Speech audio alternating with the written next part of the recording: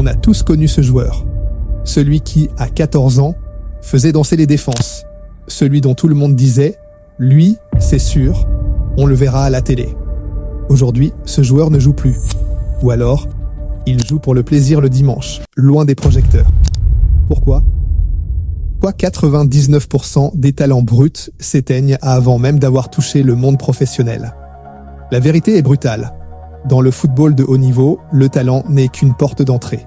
Mais c'est ton mental qui décide si tu restes dans la pièce ou si on te met à la porte. Aujourd'hui, on plonge dans la psychologie de l'échec et on va voir comment éviter de devenir une simple statistique de plus. Le premier ennemi du futur pro, c'est souvent son propre talent. Quand tout est facile, quand tu es naturellement plus rapide et plus technique que les autres, tu tombes dans un piège mortel, la zone de confort. Le talentueux se repose sur ses acquis. Il pense qu'il n'a pas besoin de faire les courses défensives, qu'il n'a pas besoin de travailler son pied faible ou d'écouter les consignes tactiques. Mais le football pro, c'est une jungle.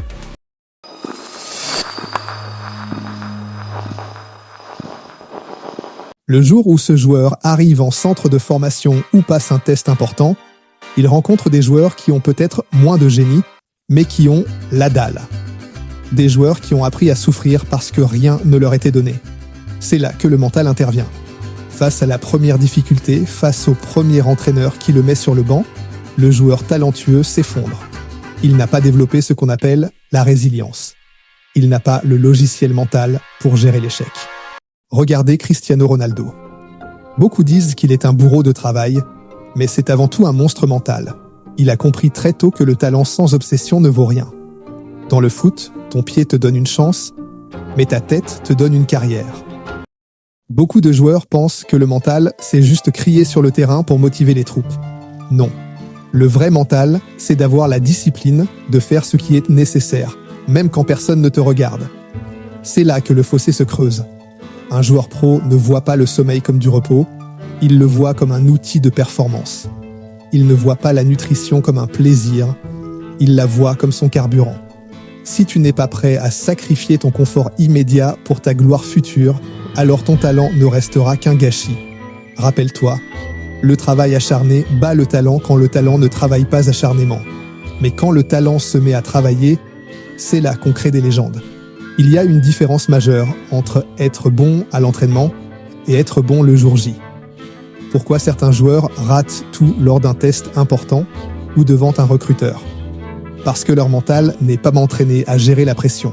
Le talent s'évapore quand la peur prend les commandes. Les 1% qui réussissent ont appris une chose essentielle. Le stress est un signal, pas un obstacle. Quand ton cœur bat vite avant un match décisif, le joueur moyen se dit « J'ai peur, je vais rater ». Le futur pro se dit « Mon corps se prépare pour la bataille, je suis prêt ».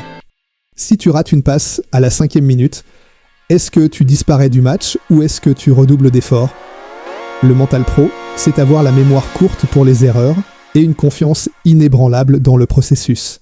Si tu veux passer pro, tu dois apprendre à jouer avec le chaos, à aimer la pression, parce qu'au sommet, la pression est constante. Si tu ne la maîtrises pas, elle te brisera. Alors, pose-toi la question. Es-tu juste un joueur talentueux de plus, ou es-tu prêt à forger le mental nécessaire pour rejoindre l'élite ? Le talent est un cadeau, mais le mental est un choix.